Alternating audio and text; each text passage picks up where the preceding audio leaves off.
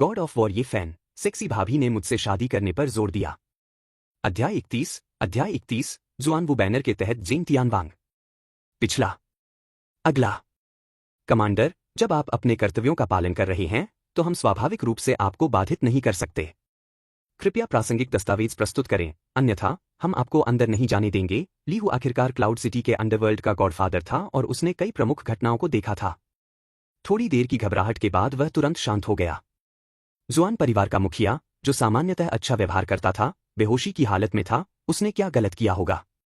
इसके अलावा वह व्यक्ति अब बेहोश हो चुका था और फिर भी सैन्यकर्मी वहां आए, जो निश्चित रूप से सामान्य नहीं था। दस्तावेज। केवल एक शब्द से लीहू ने गुओफी और उसके सहायक को असमंजस में डाल दिया। वे शब्द नहीं खोज पाए और समझ नहीं पाए कि कैसे समझाएं। वे इस बार मुख्य रूप से जुआन झिंगगुओ की ओर से लीहू और ये फैन को धमकाने के लिए आए थे। उनके पास कौन से दस्तावेज हो सकते थे?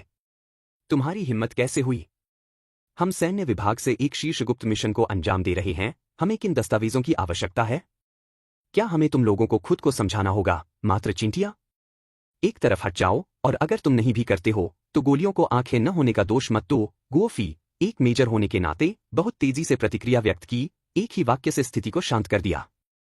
बिना दस्तावेजों के, बिना यंग मास्टर ये के आदेशों के हम अनुपालन नहीं कर सकते। लीहू ने ठंडे स्वर में जवाब दिया, अपने आसपास के भाइयों की ओर इशारा करते हुए। भाइयों, अपने हथियार उठाओ और युद्ध के लिए तैयार हो जाओ। मैं देखना चाहता हूं कि सैन्यकर्मी हमारे खिलाफ कार्रवाई करने की हिम्मत कैसे करते हैं। खटपट।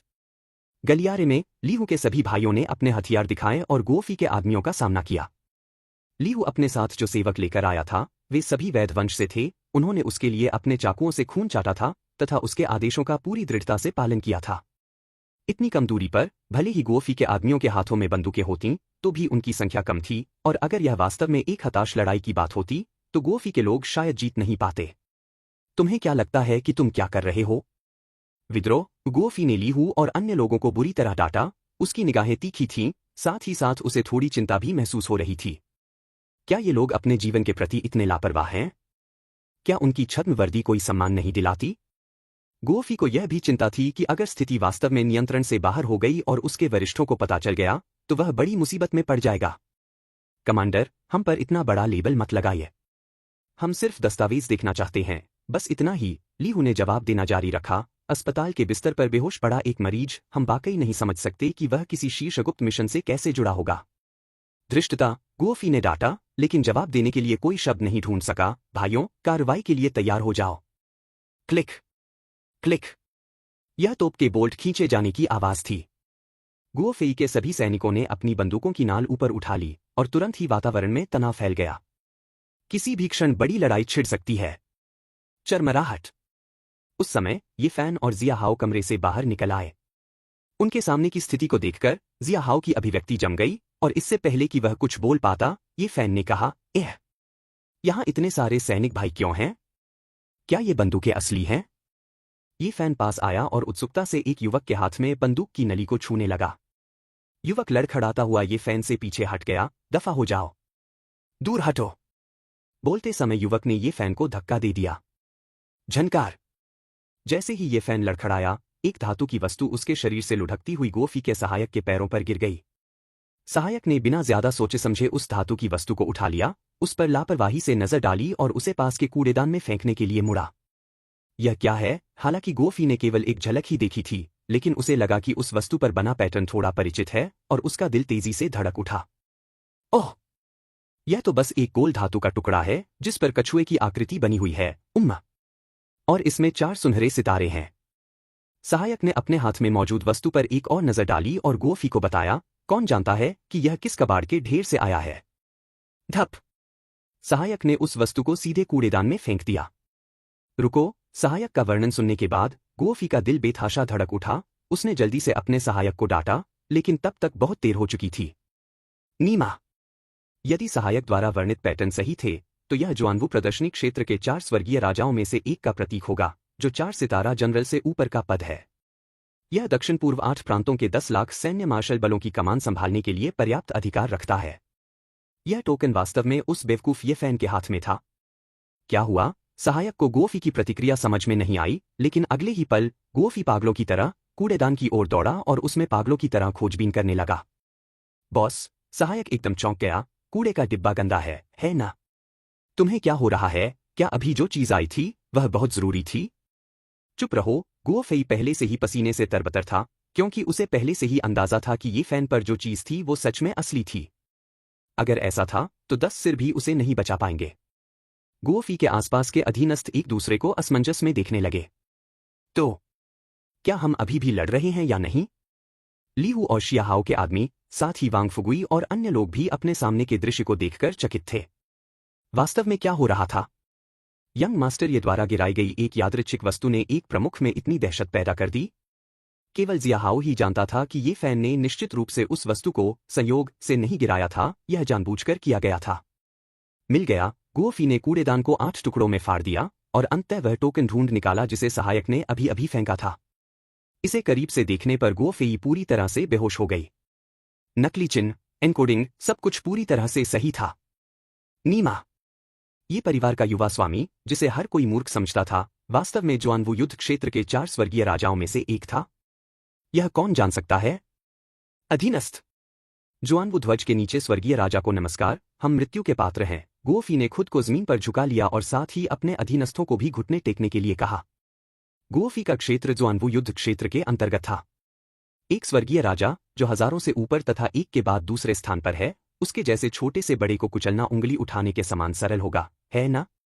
हालांकि गुओ फी के अधीनस्थों को समझ में नहीं आया कि क्या हो रहा है, लेकिन गुओ फी की हरकतों को देखकर उन्हें पता चल गया कि चीजें निश्चित रूप से समस्याग्रस्त थीं। स्वर्गीय राजा से क्षमा की भीख मांगते हुए हिस। एक टोकन के प्रकट होने से घटनास्थल की स्थिति तुरंत 180 डिग्री पलट गई। यह बदलाव बहुत अचानक हुआ। लीहू, वांग फुगुई और अन्य अभी भी स्थिति को समझने के लिए संघर्ष कर रहे थे। ये फैन गुओ फी और अन्य लोगों की प्रतिक्रिया देख रहा था। उसके होंठ थोड़े से हिल रहे थे। आश्चर्यचकित होने का नाटक करते हुए उसने कहा, हाँ? तुम अचानक घुटने क्यों टेक दिए? क्या तुम पहले से ही नए साल का सम्मान कर रहे हो? अभी तो नया साल भी नहीं आया है। उठो, उठो। हमारी हिम्मत नहीं है। गुओ फी ने बिना हिले डुले वहीं घुटने टेक दिए। हमें नहीं पता था कि यह स्वर्गीय राजा है, कृपया हमें माफ कर दें। बोलते समय गुओ फी ने सम्मानपूर्वक टोकन ये फैन को सौंप दिया। ये फैन ने उत्सुकता से टोकन अपने हाथ में लिया और उसे देखा। क्या यह चीज मेरी है? मुझे इसकी कोई जानकारी नहीं थी। भूल जाओ, भूल जाओ। जमीन पर घुटने मत टेको, बहुत ठंड है। ये फैन ने लापरवाही से टोकन अपनी जेब में रख लिया। यह सोने जैसा दिखता है, शायद इसे बहुत सारे पैसों में बदला जा सकता है, धन्यवाद। इसे मेरे लिए गुप्त रखना, अन्यथा अन्य लोग मेरा सोना चुराने की कोशिश कर सकते हैं। ये फैन के शब्दों ने गुओ फी को पूरी तरह से चकित कर दिया। स्वर्गीय राजा, इसका क्या मतलब है? क्या ये फैन सचमुच मूर्ख था या वह मूर्ख होने का नाटक कर रहा था? गॉड ऑफ वॉर, ये फैन सेक्सी भाभी ने मुझसे शादी करने पर जोर दिया।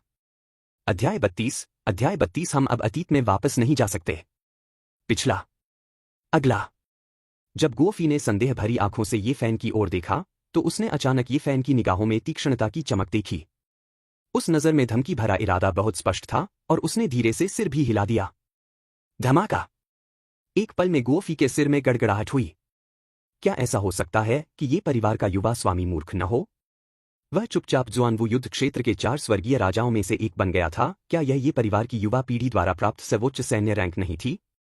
ओल्ड मास्टर ये ने तियानलोंग सेना की स्थापना की, जिसे बेलियांग के राजा के रूप में सम्मानित किया गया और अंततः शाही परिवार द्वारा भयभीत किया गया। अब, यद्यपि ये परिवार पर घात लगाकर हमला किया गया था, क्या अंततः उन्हें कोई योग्य उत्तराधिकारी मिल गया? कुछ ही सेकंड के तेजी से विचार के बाद गुओ फी को तुरंत समझ में आ गया कि ये फैन उसे रहस्य बनाए रखने और तुरंत चले जाने के लिए कह रहा था। आपका अधीनस्थ विदा लेता है। मैं निश्चित रूप से स्वर्गीय राजा के आदेशों का सम्मान करूंगा। गुओ फी जल्दी से जमीन से उठे, अपने आदमियों को चिल्लाकर बुलाया और जाते समय वे ये फैन को याद दिलाना नहीं भूले, युवा मास्टर ये, कृपया जुआन झिंगगुओ से सावधान रहे। ये फैन स्वाभाविक रूप से जानता था कि बचाव का अनुरोध जुआन झिंगगुओ ने किया था। गुओ फी की ओर से कोई अनुस्मारक आवश्यक नहीं था।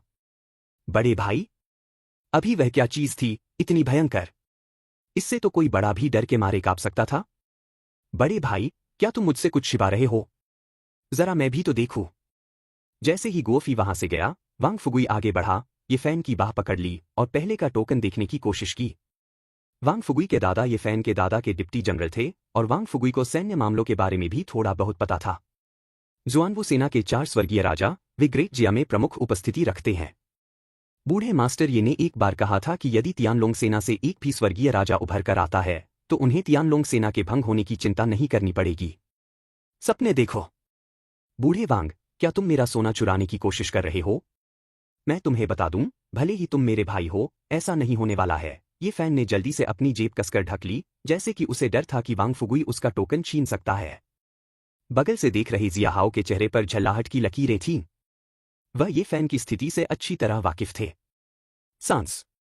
युवा मास्टर ये के लिए यह कठिन होगा कि वे जाग तो गए हैं, लेकिन फिर भी मूर्ख बनने का नाटक कर रहे हैं। हालांकि यंग मास्टर ये की अभिनय कला वाकई बेमिसाल थी। यंग मास्टर ये जिस तरह से मूर्ख बनने का नाटक कर रहे थे, वह सिर्फ मूर्ख जैसा नहीं था, यह एक असली मूर्ख जैसा ही था। ऐसी कुशलता के साथ अगर यंग मास्टर ये हॉलीवुड गए तो वे निश्चित रूप से ऑस्कर प्रतिमा घर लाएंगे।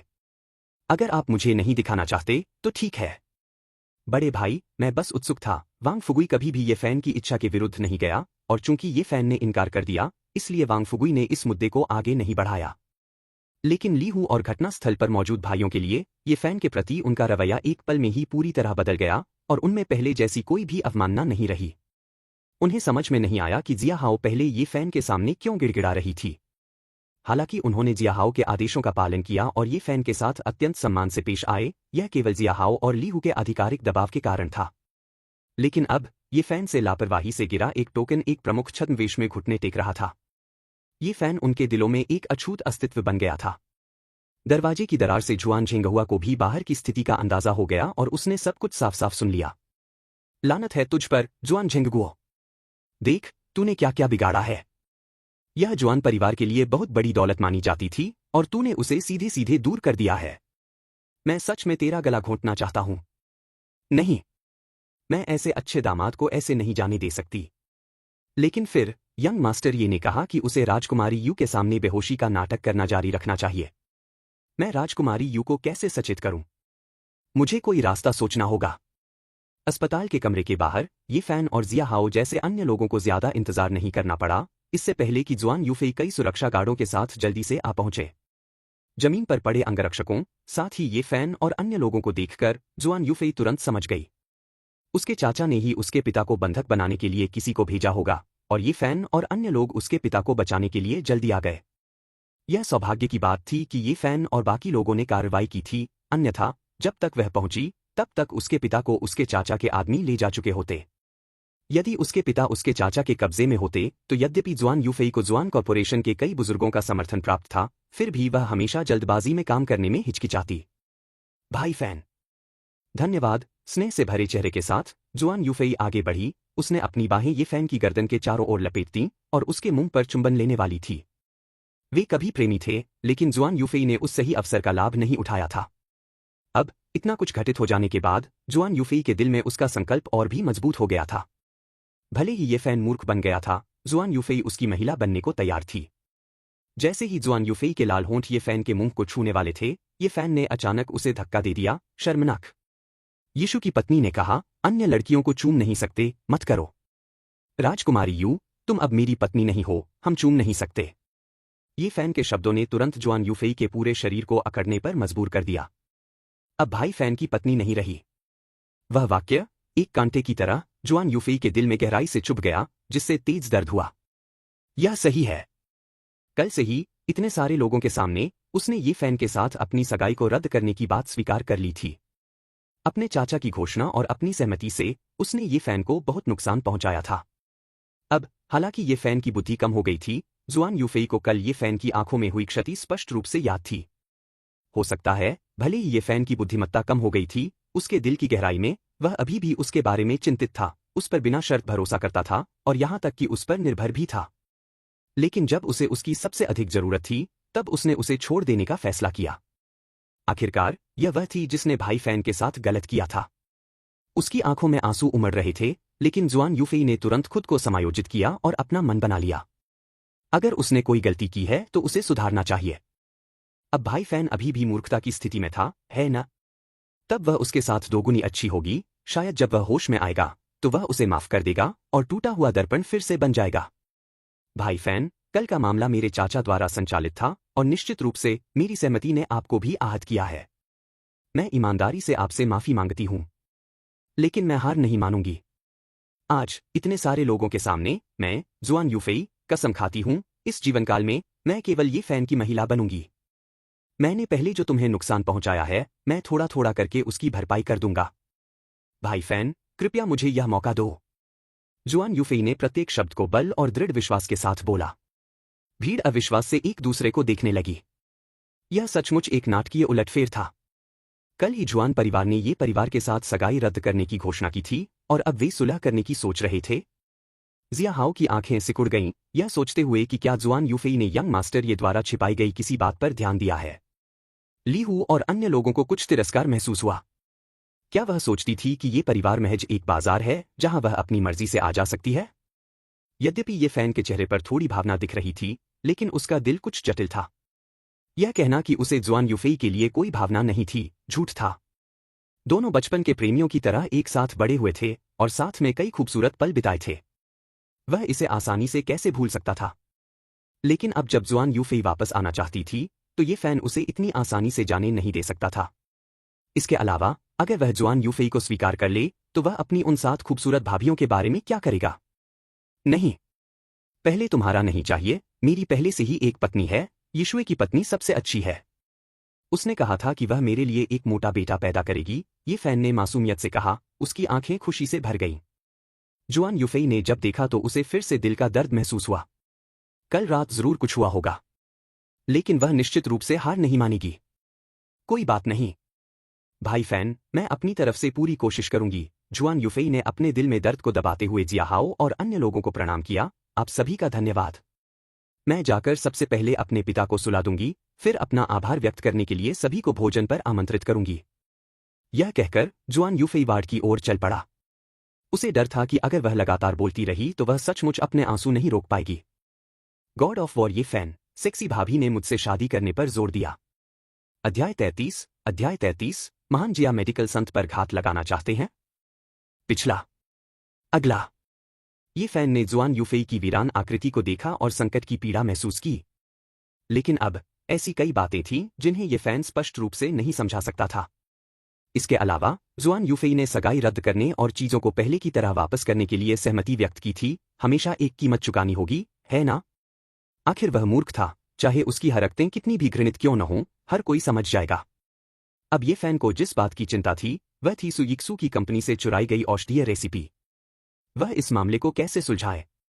यू लिंगलोंग ने बताया था कि वे महान जिया मेडिकल संत ली कियांगजू को आमंत्रित करेंगे ताकि वे आकर उसकी बीमारी का इलाज कर सकें। उम्मीद है कि वह बूढ़ा आदमी जल्द ही आ जाएगा। जैसे ही ये फैन इस बारे में सोच रहा था, उसका फोन बज उठा। यह उसकी पत्नी सुयिशु का फोन था। जियो फैन, अच्छी खबर है, बहन लिंगलोंग पहले से ही ओल्ड मास्टर ली के साथ क्लाउड सिटी के रास्ते पर है। महान जिया मेडिकल संत की कार्रवाई के साथ आपकी मूर्खतापूर्ण स्थिति में सुधार होना निश्चित है। फोन पर सुयिक्सू की बातें सुनकर ये फैन ने भी चुपके से राहत की सांस ली। ली कियांगजू के आगमन के साथ औषधीय फार्मूले से संबंधित समस्या को हल करना आसान हो जाएगा। हालांकि ये फैन थोड़ा चिंतित था। ली कियांगजू के उसकी बीमारी का इलाज करने के लिए आने से उसे डर था कि कुछ लोग इससे इतने खुश नहीं होंगे। क्या वे रास्ते में ओल्ड मास्टर ली के लिए बाधाएं पैदा करेंगे? यीशु, मेरे प्यारे, वे कब आएंगे? क्या वे उड़ रहे हैं? ये फैन ने सोचा कि थोड़ा सावधान रहना ही बेहतर होगा। ली कियांगजू, आखिरकार, ग्रेट जिया मेडिकल सेंट था, ग्रेट जिया में एक बहुत ही सम्मानित चिकित्सा प्रतिभा। उन्हें निश्चित रूप से उनके संघर्षों के बीच अपनी जान नहीं गंवानी चाहिए। उसी समय, ये फैन भी तरबूज को खोजने के लिए बेल का पता लगाना चाहता था और उन लोगों का सामना करना चाहता था जिन्होंने ये परिवार के खिलाफ काम किया था। क्या यंग मास्टर वांग और डायरेक्टर जिया आपके साथ हैं? फोन उन्हें दे दो, मैं उनसे बात करूंगी। सुयिक्सू अभी भी ये फैन के बारे में कुछ असहज थी। उसे डर था कि अगर उसने उसे बताया भी, तो शायद उसे याद न रहे। ये फैन ने एक कड़वी मुस्कान दी और फोन अपने पास बैठे जिया हाओ को थमा दिया। सुयिक्सू ने जल्दी से जिया हाओ को उड़ान की जानकारी और समय समझाया। जब जिया हाओ ने फोन वापस ये फैन को दिया, तो वह तुरंत समझ गया कि ये फैन मिस्टर ली को लेने के लिए हवाई अड्डे जाने की योजना बना रहा था। वर्तमान स्थिति की जटिलता को देखते हुए, भले ही यू लिंगलोंग यात्रा में उनके साथ होगा, फिर भी ये फैन श्री ली की सुरक्षा सुनिश्चित करना चाहता था, जो निश्चित रूप से यंग मास्टर ये के विचार को दर्शाता है। चलो चलें, हम हवाई अड्डे चलेंगे। इस समय, जब विमान के उतरने में 1 घंटे से भी कम समय बचा था, ये फैन और जिया हाओ के समूह के लिए वहां पहुंचने का समय बिल्कुल सही था। जब जिया हाओ सभी को बुला रहा था, तो उसने लीहू को भी निर्देश दिए। भाइयों, सावधान रहो। अगर तुम्हें कोई संदिग्ध व्यक्ति दिखे तो मुझे तुरंत सूचना दो। लीहू और उसके भाई अब उत्साह से भरे हुए थे। उन्होंने देखा था कि ये फैन के पास बहुत मजबूत समर्थन था। यद्यपि ये फैन मूर्ख था और ये परिवार पर अत्याचार किया गया था, फिर भी ये फैन को अब तक कोई नुकसान नहीं हुआ था। और झाओ परिवार, जिसने ये परिवार का विरोध किया था, रहस्यमय तरीके से नष्ट कर दिया गया था।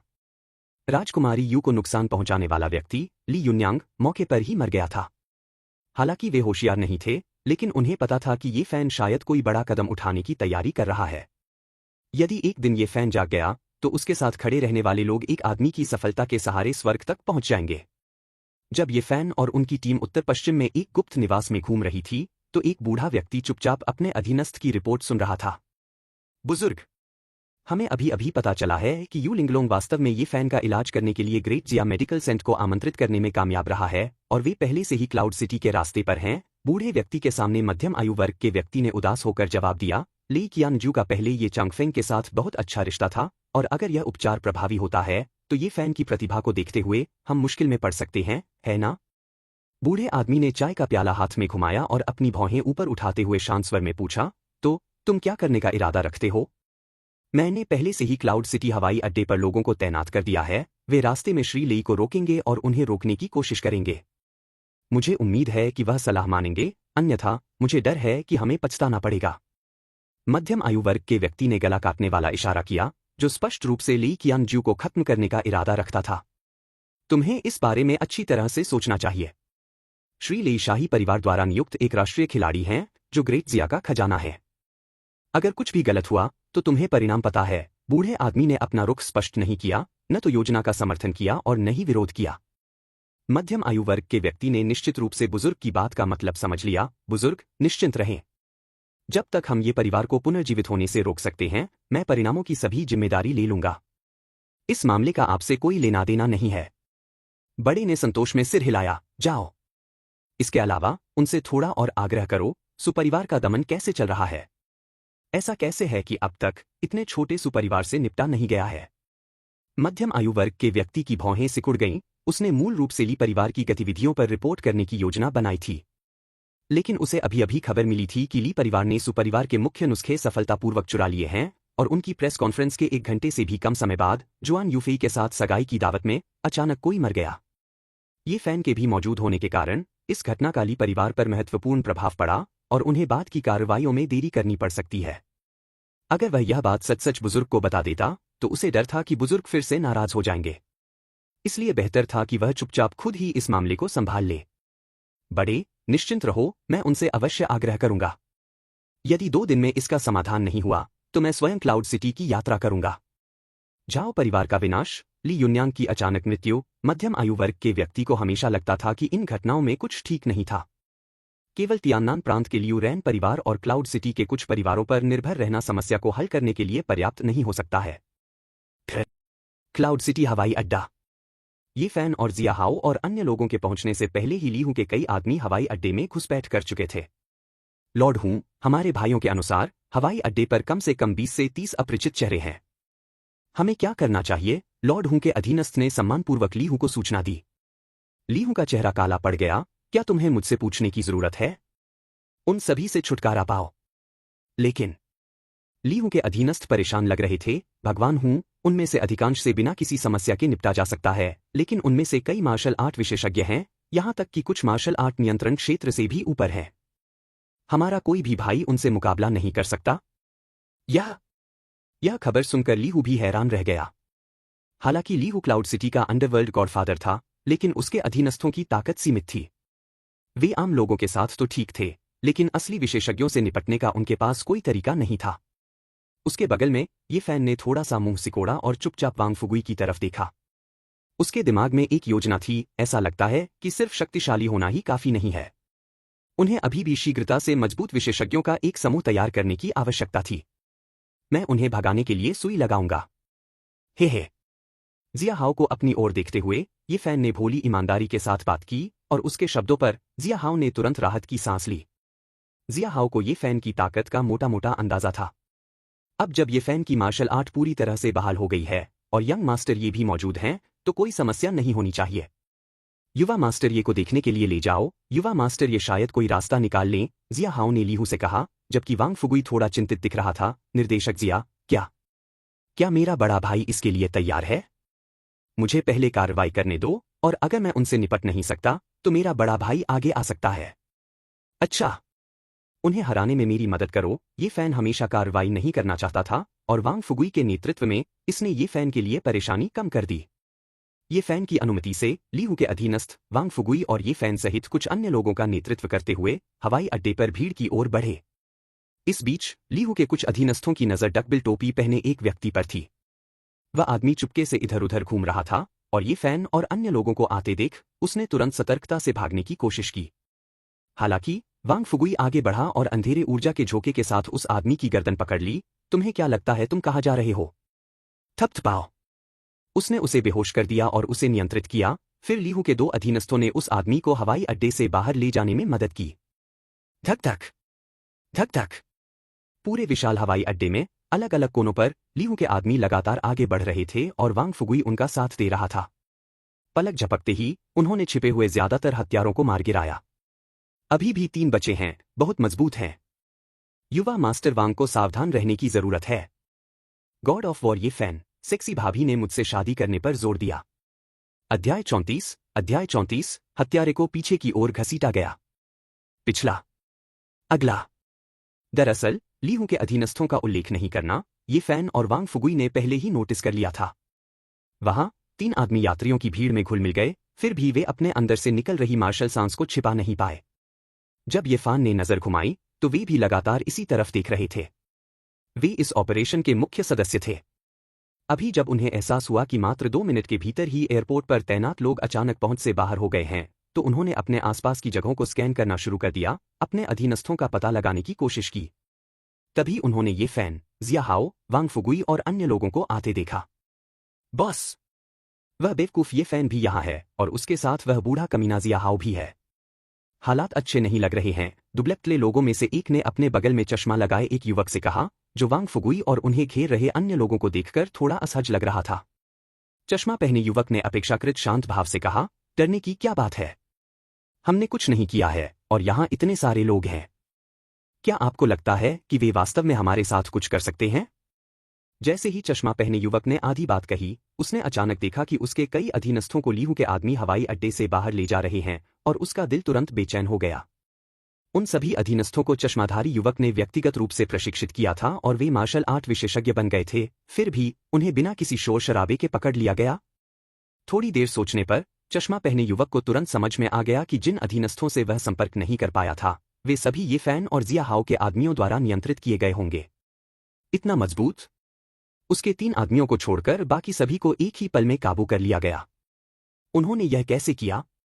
वह दूसरों से नहीं डरता था, लेकिन वांग फुगुई खुद मार्शल आर्ट्स कंट्रोल रियल्म का मार्शल आर्ट्स विशेषज्ञ था।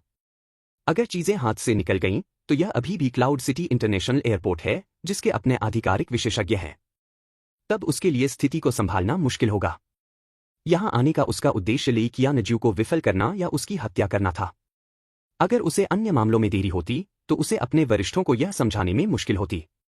और इससे भी अधिक क्रोधित करने वाली बात यह थी कि वांग फुगुई के अलावा जब चश्मा पहने युवक ने ये फैन से नजरें मिलाईं, तो उसने पाया कि ये फैन में भी मार्शल आर्ट क्यूई की चमक थी, और वह बिल्कुल भी कमजोर नहीं थी। क्या हो रहा था? क्या खुफिया जानकारी यह नहीं बता रही थी कि ये फैन मूर्ख बन जाने के बाद अपनी मार्शल पावर पूरी तरह खो चुका था? अब तक ये फैन की ताकत कैसे वापस आ गई थी? तुम लोग उन्हें रोको। मैं ली कियानजुए को रोकने जा रहा हूं। चश्मा पहने युवक ने बड़ी स्क्रीन पर नजर डाली, जो दिखा रही थी कि ली कियानजुए की उड़ान आ गई है, और वह निकास गलियारे में ली कियानजुए की आकृति को स्पष्ट रूप से देख सकता था। अपने वरिष्ठों के निर्देशों के अनुसार सबसे पहले ली कियानजुए को डराना और उसे पीछे हटाना सबसे अच्छा था। अगर ली कियानजुए ने ये फैन को बचाने के लिए क्लाउड सिटी में प्रवेश करने पर जोर दिया, तो वे वास्तव में एक चाल चलेंगे। यद्यपि चश्मे वाले युवक के 2 भाई नाराज थे, फिर भी उन्होंने उसके आदेश की अवहेलना करने का साहस नहीं किया। जैसे ही जिया हाओ, वांग फुगुई और अन्य लोग पास आए, दोनों युवक पहले ही आगे बढ़ चुके थे। तुम्हारी हिम्मत इतनी है कि हमारी योजनाओं में दखल दे रहे हो? दोनों युवकों ने वांग फुगुई को निशाना बनाया और तुरंत उस पर हमला बोल दिया। दोनों युवक मार्शल आर्ट कंट्रोल दायरे के विशेषज्ञ भी थे, और वांग फुगुई की ताकत भी लगभग उसी दायरे में थी। अगर 2 बनाम 1 होता, तो वांग फुगुई के लिए यह वाकई मुश्किल होता। हाँ। भाई, तुम क्यों भाग रहे हो? तुमने मेरा खिलौना लिया, उसे मुझे वापस दो। ये फैन जा रहे चश्मे वाले युवक को डांटते हुए तेजी से आगे बढ़ा। पलक झपकते ही उसने अपने हाथ से एक तरबूज का बीज फेंका, जिससे वांग फुगुई का विरोध कर रहे मार्शल आर्ट विशेषज्ञों में से एक के रक्त प्रवाह में अवरोध उत्पन्न हो गया। धप। मार्शल आर्ट विशेषज्ञ, जो वांग फुगुई की ओर बढ़ने के लिए तैयार था, अचानक अपनी जगह पर अकड़ गया। इससे पहले कि वह कुछ समझ पाता कि क्या हो रहा है, वह वांग फुगुई के एक घूंसे से गिर पड़ा। बाहरी लोगों को ऐसा लगा कि मार्शल आर्ट विशेषज्ञ ने जानबूझकर मौत की कोशिश की थी और वांग फुगुई को उसे पीटने दिया। अरे! क्या? वांग फुगुई भी अपने सामने घट रही घटनाओं से स्तब्ध था, उसे समझ नहीं आ रहा था कि अभी क्या हुआ था। लेकिन दो मार्शल आर्ट विशेषज्ञों में से एक के गिर जाने के बाद शेष एक को संभालना वांग फुगुई के लिए बहुत आसान था। कुछ ही मुक्कों में वांग फुगुई ने दूसरे मार्शल आर्ट विशेषज्ञ को पीछे धकेल दिया। अचानक ये फैन को चश्मा पहने दूसरे युवक का पीछा करते हुए देखकर वांग फुगुई घबरा गया। भाई, ऐसे मत भागो, मेरा इंतजार करो। चश्मे वाले उस युवक की ताकत वांग फुगुई से कम नहीं थी। अगर ये फैन जल्दी में आ जाता और कुछ गलत हो जाता, तो वह भाभी यिक्सू को कैसे समझा सकता था? सो यीशु ने जाने से पहले मुझे ये फैन की देखभाल का जिम्मा सौंपा और इस बात पर जोर दिया कि उसके साथ कुछ भी गलत नहीं हो सकता। जिया हाओ, ये फैन की असली हालत से वाकिफ था। उसने लीहू के साथ जल्दी से वांग फुगुई से कहा, युवा मास्टर वांग, मैं उसका पीछा करूंगा, इसलिए आपको चिंता करने की जरूरत नहीं है। अपने बड़े भाई पर भरोसा करें। बस यह सोचें कि ओल्ड वुल्फ वू की मृत्यु कैसे हुई। जिया हाओ के शब्दों ने तुरंत वांग फुगुई को जगा दिया। जिस समय सुयीशु का पीछा ओल्ड वुल्फ वू और अन्य लोग कर रहे थे, उसी समय ये फैन मोटरसाइकिल पर सवार होकर आया था और उसने ओल्ड वुल्फ वू को इस कदर पीटा था कि वह पहचान में ही नहीं आया। उस समय वांग फुगुई ने स्पष्ट रूप से ये फैन से निकलती मार्शल सांस को महसूस किया था। क्या ऐसा हो सकता है कि यद्यपि बड़ा भाई होश में नहीं था, फिर भी उसकी युद्ध शक्ति आंशिक रूप से जागृत हो चुकी थी?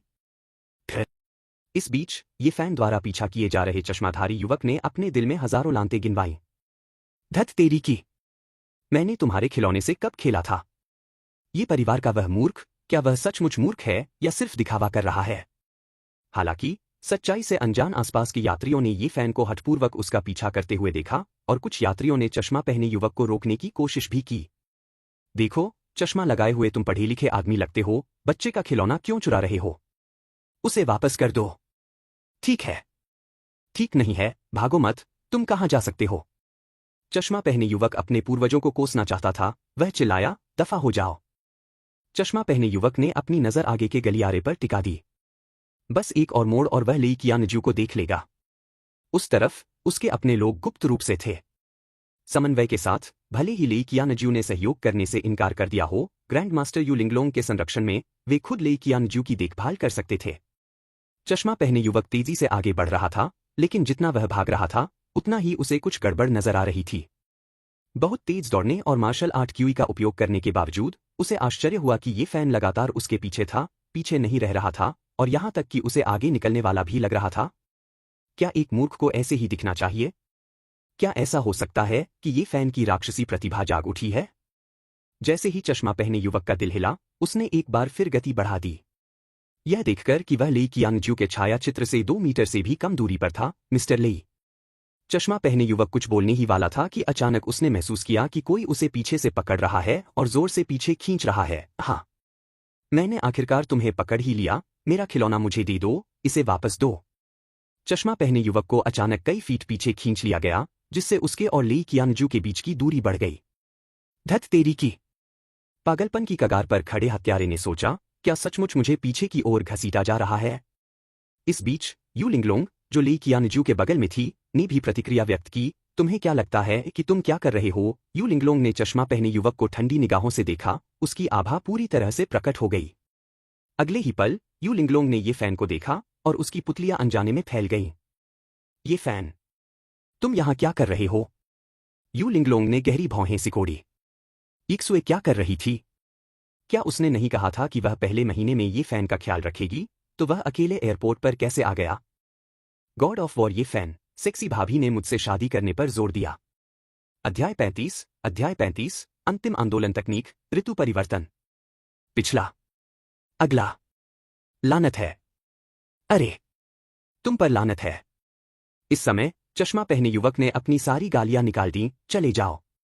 मैंने तुम्हारी गुड़िया नहीं ली है, बस चले जाओ। चश्मा पहने युवक ने ये फैन को घूर कर देखा, उसके दिल में एक हत्या का इरादा पनप रहा था। आखिरकार ऊपर से आदेश ले कियान ज्यू को ये फैन की बीमारी का सफलतापूर्वक इलाज करने से रोकने का था। तो अगर वह खुद ये फैन को मार डाले तो क्या उसे मिशन पूरा करना नहीं माना जाएगा? जैसे ही उसने ये फैन को धक्का दिया, चश्मा पहने युवक ने अपने हाथ में कुछ बल लगाया और एक हल्की क्यूई शक्ति ये फैन के शरीर की ओर बढ़ी। भले ही वह ये फैन को मार नहीं सकता था, लेकिन वह कम से कम उसे मौके पर ही अपंग बनाना चाहता था। हालांकि जैसे ही उसने अपनी क्यूई शक्ति जारी की, चश्मा पहने युवक को एहसास हुआ कि कुछ गड़बड़ है। उसने ये फैन पर जो भी मार्शल आर्ट क्यूई निर्देशित की, वह बिना किसी निशान के गायब हो गई, जैसे समुद्र में कीचड़ फेंकना, कोई प्रतिक्रिया नहीं हुई। और ये फैन का शरीर स्थिर रहा, वह वहीं खड़ा रहा जहां वह था। इससे भी ज्यादा महत्वपूर्ण बात यह थी कि जैसे ही ये फैन ने अपनी कलाई घुमाई, चश्मा पहने उस युवक को अचानक अपनी बाह में चुभने वाला दर्द महसूस हुआ। फिर एक जबरदस्त क्यूई फोर्स उसके शरीर में घुस गई, जिसने तुरंत उसकी मांसपेशियों और नसों के साथ साथ उसकी जीवन शक्ति को भी नष्ट कर दिया। एक क्षण में ही चश्माधारी युवक को एहसास हो गया कि उसकी मार्शल आर्ट की कुशलता ग्रैंडमास्टर क्षेत्र से गिरकर मार्शल आर्ट नियंत्रण क्षेत्र में जा पहुंची है।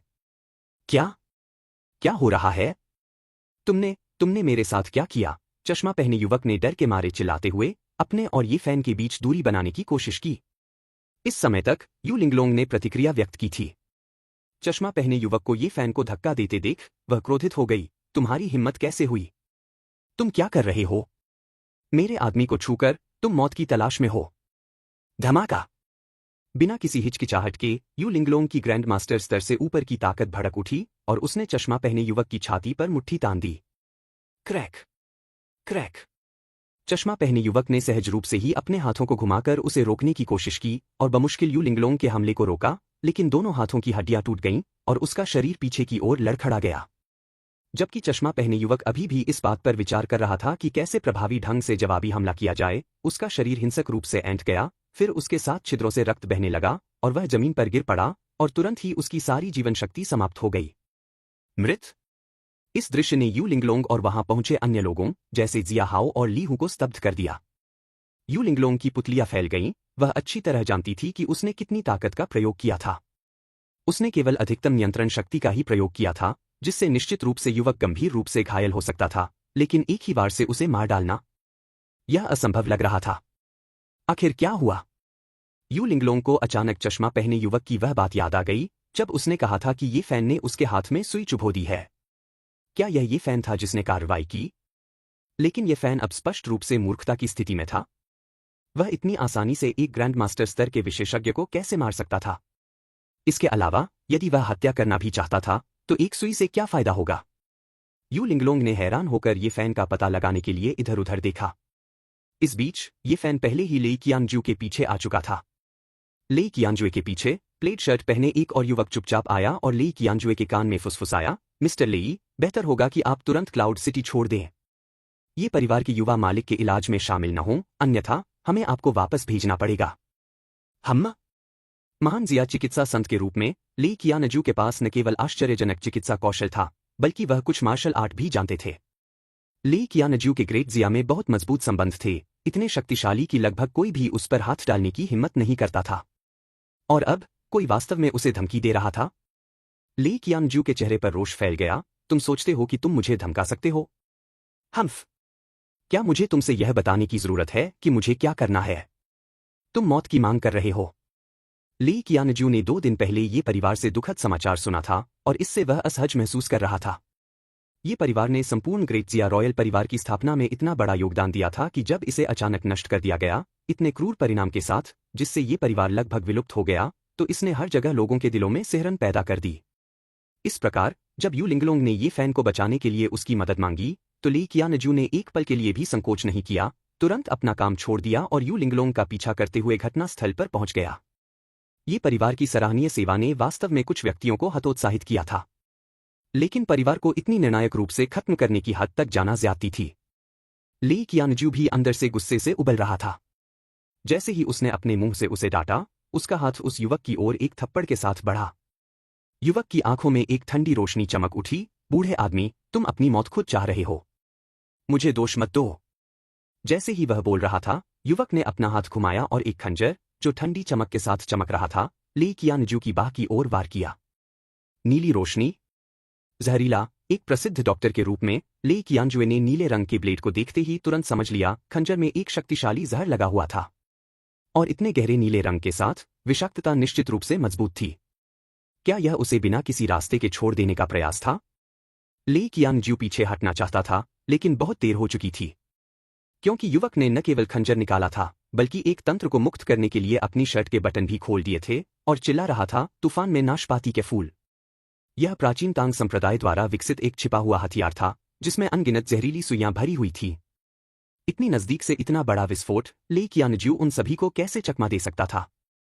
महान जिया मेडिकल संत होने के बावजूद इतनी सारी जहरीली सुइयों का सामना करने पर ले कियानजू को परेशानी हुई। इसके अलावा यह देखते हुए कि हमलावर ने हमला किया था, उसने निश्चित रूप से एक विष का इस्तेमाल किया था जिसने खून के संपर्क में आने पर गले को सील कर दिया था। भले ही ले कियानजू खुद को बचाना चाहता था, लेकिन उसके पास कोई मौका नहीं था। अरे! नाले में दुर्घटना। ले कियानजू को कोई पछतावा नहीं था, बस गुस्सा और अनिच्छा थी। ऐसा लग रहा था कि वे महान जिया राष्ट्र के एक दिव्य चिकित्सक को भी मारना चाहते थे। ऐसा प्रतीत होता था कि शत्रु ने वास्तव में ये परिवार के विनाश को सुनिश्चित करने का संकल्प ले लिया था। आह! बड़े भाई, तुम मुझसे क्यों टकराए? बहुत चोट लगी। यह अचानक हुआ। ले कियानजू के बगल में जो परिचित आवाज सुनाई दी, वह कोई और नहीं बल्कि ये फैन की थी। शिकायत करते हुए ये फैन ने आगे बढ़कर युवक की शर्ट को जबरदस्ती खींच दिया। एक क्षण के लिए सभी की दृष्टि धुंधली हो गई और जब तक वे प्रतिक्रिया कर पाते, स्थिति काफी बदल चुकी थी। मूलतः जब युवक ने तूफान में नाशपाती के फूलों को उड़ा दिया था, तब उसका सामना ले कियानजू से हुआ था। लेकिन अब पलक झपकते ही शर्ट पहने युवक ने दिशा और स्थिति बदल ली और ले कियानजू की ओर अपनी पीठ कर ली और उसके आलिंगन में झुक गया। और जो जहरीली सुइयां निकल रही थीं, वे अभी तक ले कियानजू तक नहीं पहुंची थीं। फुल शर्ट पहने युवक ने ले कियानजू के सामने मोर्चा संभाल लिया, जिससे वह एक प्राकृतिक मानव ढाल बन गया। धप धप। फूलों को बिखेरती हुई एक स्वर्गीय युवती की तरह फूलों की कमीज पहने युवक का शरीर तुरंत सुइयों से छलनी हो गया। नहीं नहीं। छाती में सुनपन और तीव्र दर्द महसूस करते हुए युवक की आंखों में निराशा, सदमे और अविश्वास के साथ साथ घबराहट भी भर गई। क्या यह पौराणिक अद्वितीय गतिविधि तकनीक, ऋतु परिवर्तन, थी? यह चाल तकनीक किसी की अपनी या लक्ष्य की स्थिति को तुरंत बदल सकती है, जो आक्रामक दक्षता बढ़ाने या पीछा करने से बचने के लिए युद्ध के लिए एकदम सही है। यह 1000 साल से खोया हुआ था, केवल प्राचीन अभिलेखों में मौजूद था। ये फान इसे कैसे जान सकता था? यह कैसे हो सकता है? क्या ये फान पहले ही जाग चुका था? God of war. ये फैन, सेक्सी भाभी ने मुझसे शादी करने पर जोर दिया। अध्याय 36। पृथ्वी पर बूढ़े आदमी को किसने बचाया? पिछला। अगला। युवक की धीरे धीरे भ्रमित होती चेतना ने अंततः उसे कुछ एहसास कराया। उसके साथ खेला गया था। उसकी ताकत चश्मा पहने युवक से बेहतर थी, जो ले कियानजुए के खिलाफ उसका आखिरी तुरुप का पत्ता था। चश्मा पहने युवक की रहस्यमय तरीके से यू लिंगलोंग के हाथों मौत हो गई, लेकिन अपनी मौत से पहले उसका संपर्क ये फैन से हुआ था। अब वह भी गिर गया था, और इसका कारण यह था कि ये फैन ने लापरवाही से उसके कंधे पर हाथ रख दिया था। वह समझ गया, यह अवश्य ही ये फैन था जिसने कुछ छेड़छाड़ की थी। लेकिन अब इनमें से कोई भी बात मायने नहीं रखती, क्योंकि भले ही उसे सच्चाई पता थी, फिर भी कुछ भी बदलने के लिए बहुत देर हो चुकी थी। धप। फूलों वाली शर्ट पहने युवक खून के तालाब में गिर गया, जिससे तेज आवाज हुई, जिससे ले कियानजू ने, जिसकी आंखें पहले से ही बंद थीं, उन्हें एक बार फिर खोला और कुछ उलझन के साथ अपनी छाती की ओर देखा। कोई निशान नहीं, कोई घाव नहीं। वह मरा नहीं था। क्या हो रहा है? वह मरा नहीं था, फिर भी जो हत्यारा उसे मारना चाहता था, वह अचानक अपने ही हथियार से मारा गया। उस 1 मीटर की दूरी पर ऐसा कौन सा चमत्कार हुआ जिससे यह सब संभव हो सका? ले कियानजू ने चारों ओर खाली निगाह से देखा। यू लिंगलोंग द्वारा उसके बगल में रखे गए कुछ साधारण अंगरक्षकों के अलावा 2 मीटर की दूरी पर यह फैन खड़ा था, मूर्खतापूर्ण ढंग से मुस्कुरा रहा था। देखो, मैंने तुमसे कहा था कि मेरे साथ खिलवाड़ मत करो, कर्म यार। तुम्हारे साथ जो हुआ, वह तुम्हारे साथ हुआ। ये फैन, इस ओर देखकर ऐसा कैसे लग सकता है कि उसने उसे बचाया था? क्या उन अंगरक्षकों में कोई स्वामी छिपा था जिसने अचानक उसे बचा लिया? असंभव। उन अंगरक्षकों की क्षमताएं ली कियानजू के लिए बहुत स्पष्ट थीं, संभवतः उनमें उस तरह की ताकत नहीं हो सकती थी। ये फैन। ली कियानजू ने असमंजस से ये फैन की ओर देखा। हालांकि 5 साल पहले वह एक असाधारण प्रतिभाशाली व्यक्ति थे और पहले से ही ग्रैंड मास्टर थे, लेकिन क्या अब वह मूर्खता की स्थिति में नहीं है? इसके अलावा भले ही ये फैन सामान्य स्थिति में लौट आया हो, लेकिन तूफान में नाशपाती के फूलों के हमले के दौरान इतनी करीबी दूरी से उसे बचाना, बिना किसी चोट के बच निकलना, ऐसा कुछ नहीं था जो एक साधारण ग्रैंड मास्टर कर सकता था, जब तक कि वह मार्शल लॉर्ड से ऊपर की ताकत तक नहीं पहुंच गया। लेकिन क्या यह संभव था? और इसके अलावा ये फैन बहुत करीब था। अगर उसने मार्शल आर्ट्स विशेषज्ञ के रूप में कार्रवाई की होती, तो ली कियानजू को क्यूई बल में उतार चढ़ाव का एहसास कैसे नहीं होता? ली कियानजू ने तुरंत ही ये फैन को एक संभावना के रूप में खारिज कर दिया। तो ये फैन को छोड़कर केवल एक ही व्यक्ति जो जिम्मेदार हो सकता था, वह था यू लिंगलोंग। जैसे ही ली कियानजू ने अपना सिर यू लिंगलोंग की ओर घुमाया, उसने उसकी आंखों में वही घबराहट देखी। यू लिंगलोंग अभी भी चश्माधारी ग्रैंड मास्टर को एक ही बार में मार डालने के सदमे में डूबी हुई थी। उसके पास ली कियानजू को बचाने का मौका कैसे हो सकता था? पलक झपकते ही एक अन्य ग्रैंड मास्टर ने स्टॉर्म में नाशपाती के फूलों का उपयोग करके स्वयं को मृत व्यक्ति में बदल लिया था। अजीब बात यह थी कि हमलावर ने सबसे पहले पियर ब्लॉसम इन स्टॉर्म को सक्रिय किया, फिर तेजी से एक दिशा में मुड़ गया तथा स्वयं को जीवित लक्ष्य बनाने के लिए जहरीली सुइयों से आगे निकल गया। क्या वह पागल हो गया था? यह तो बहुत ही अतार्किक था। यू लिंगलोंग सबसे पहले वास्तविकता में वापस आया और ये फैन के पास गया, उसका हाथ पकड़ लिया और पूछा, ये फैन, मुझे बताओ, क्या तुम पहले से ही जाग गए हो? क्या तुम हमें धोखा दे रहे थे? अगर तुमने मुझे धोखा देने की हिम्मत की, तो मैं तुम्हें काट डालूंगा। ये फैन, जिसने शुरू में यू लिंगलोंग के साथ ईमानदार होने की योजना बनाई थी, को तुरंत अपने क्रॉच में ठंडक महसूस हुई और उसने तुरंत उस विचार को निगल लिया। उनकी सबसे बड़ी पत्नी बहुत उग्र थी, कुछ बातें बाद में कहना बेहतर होता है। जाग गई? मैं आज सुबह ही जागी हूं, मुझे फिर से क्यों जागना चाहिए? लिंगलोंग, मेरी पत्नी, क्या तुम खास तौर पर मुझसे मिलने आई हो? क्या तुम मेरे साथ सोना चाहती हो? ये फैन ने मासूम चेहरे के साथ यू लिंगलोंग की पतली कमर को सहलाते हुए उसके शरीर को अपने करीब खींचते हुए पूछा।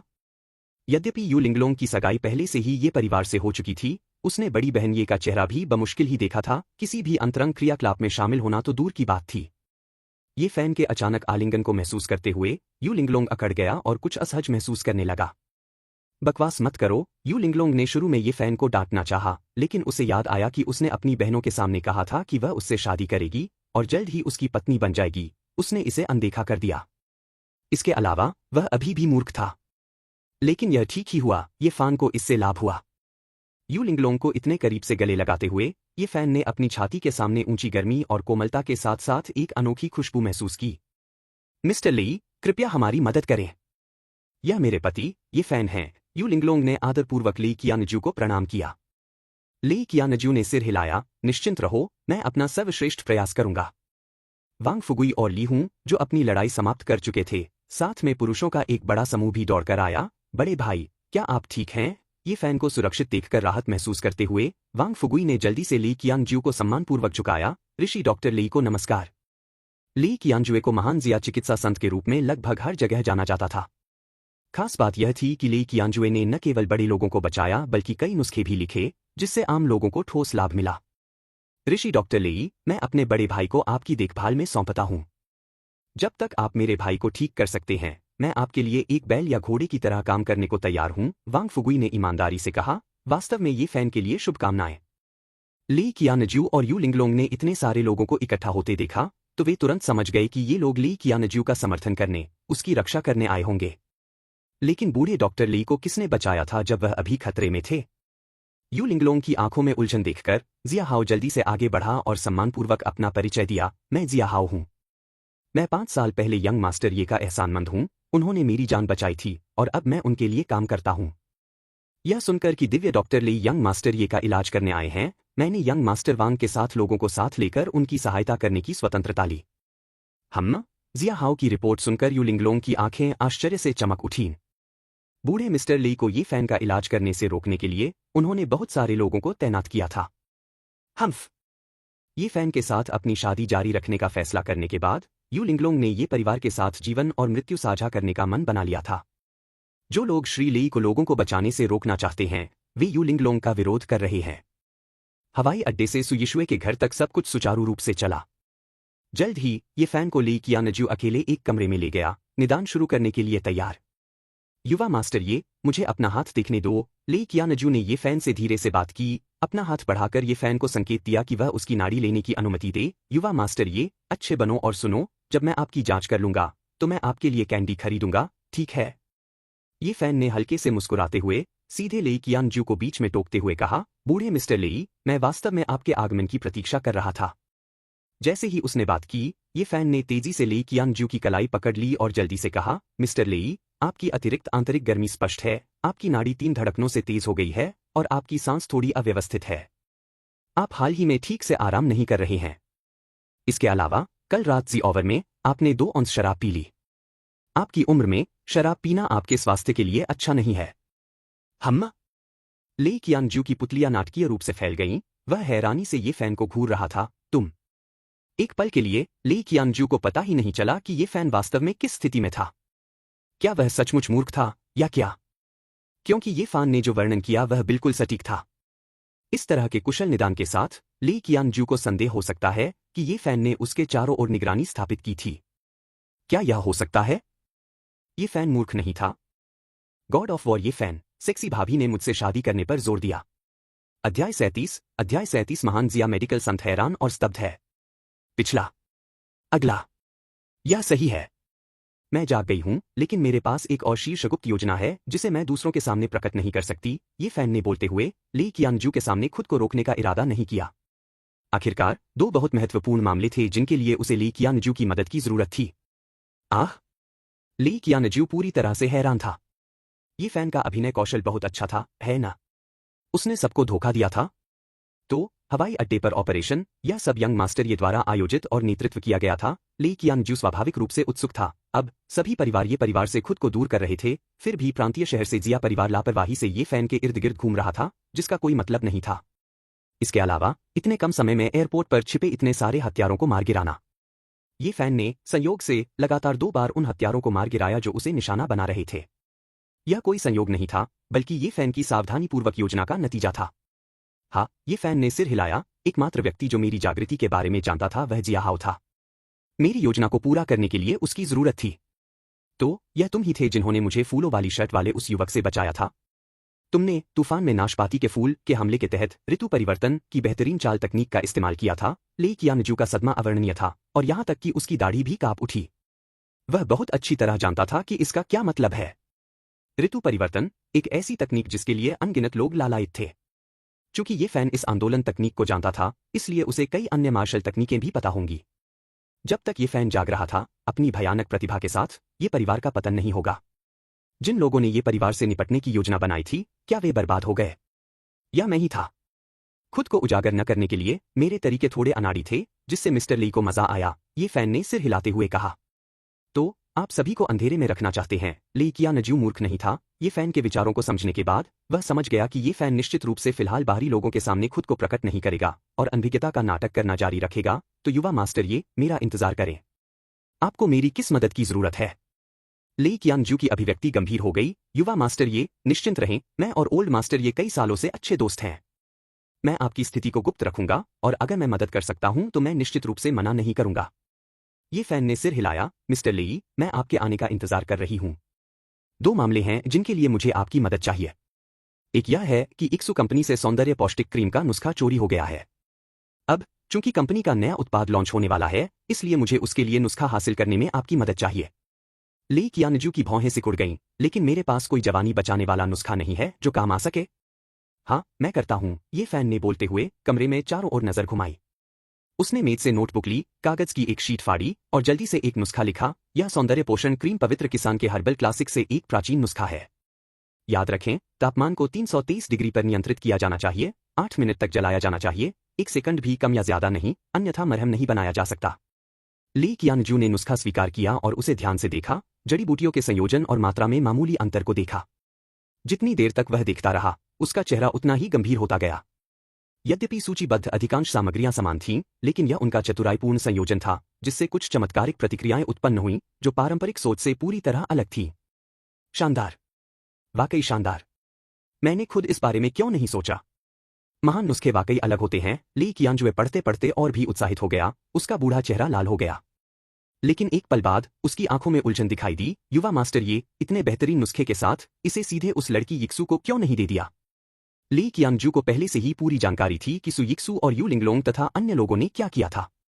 ऐसी विकट परिस्थितियों में यू लिंगलोंग और सुयीशु सहित अन्य लोगों ने बिना किसी हिचकिचाहट के घोषणा की कि वे ये फैन से शादी करेंगे और ये परिवार के साथ रहना जारी रखेंगे। इसके लिए बहुत साहस की आवश्यकता थी, जो सभी की प्रशंसा के योग्य था। ये फैन ने कड़वी मुस्कान दी, मिस्टर ली, क्या आपको लगता है कि मैं मूर्ख हूं जो एक ऐसा नुस्खा सौंप दूं जो असली होने पर भी कोई विश्वास नहीं करेगा? और अगर कोई विश्वास भी कर ले तो मैं कैसे दिखावा कर सकता हूं? जब ये फैन ने यह कहा तो ली कियानजू को तुरंत समझ आ गया। ये फैन अपनी पहचान का इस्तेमाल करके उसे छुपाना चाहता था। ठीक है, कोई बात नहीं, मैं यिक्सू को नुस्खा जरूर दूंगा। आज रात जब मैं वापस आऊंगा तो मैं खुद ही मरहम बनाऊंगा और सफल होने पर मैं खुद जाकर यिक्सू और बाकी लोगों को निर्देश दूंगा। ली कियानजू ने ये फैन को अर्थपूर्ण नजर से देखा और उन लोगों पर दया करने से खुद को रोक नहीं सका जो ये परिवार के खिलाफ साजिश रच रहे थे। आपको मौत के घाट उतार दिया जाएगा और आपको यह भी नहीं पता होगा कि आपकी मौत कैसे हुई। युवा मास्टर, ये दूसरा मामला क्या है? ली कियानजू ने पूछा। ये फैन की अभिव्यक्ति गंभीर हो गई जैसे ही उसने बात शुरू की। मिस्टर ली, आप मेरे दादाजी के स्वास्थ्य के बारे में जानते हैं, है ना? इन सभी वर्षों में उनकी पुरानी बीमारी, हाल की घटनाओं ने उन्हें कगार पर ला दिया है। ली कियानजुए ने सिर हिलाया। आह, मैं एल्डर ये की स्वास्थ्य स्थिति से अच्छी तरह वाकिफ हूं। मैंने पहले भी उनकी जांच में मदद की है, लेकिन मेरी चिकित्सा कौशल सीमित है। मुझे डर है कि सिर्फ दवा पर निर्भर रहने से वह ज्यादा समय तक ठीक नहीं रह पाएंगे। क्या यंग मास्टर ये के पास कोई उपाय है? इसलिए दूसरा मामला यह है, मुझे उम्मीद है कि मिस्टर ली मेरे दादाजी के इलाज में मेरी मदद कर सकते हैं और कम से कम उन्हें अगले 20 साल जीने की अनुमति दे सकते हैं। बेशक, मिस्टर ली के हस्तक्षेप को सुविधाजनक बनाने के लिए मैं आपको सुई तकनीक का एक सेट सिखाऊंगा। जैसे ही उसने बात की, ये फैन ने अपने व्यक्ति से एक चांदी की सुई निकाली। मिस्टर ली, कृपया ध्यान से देखें।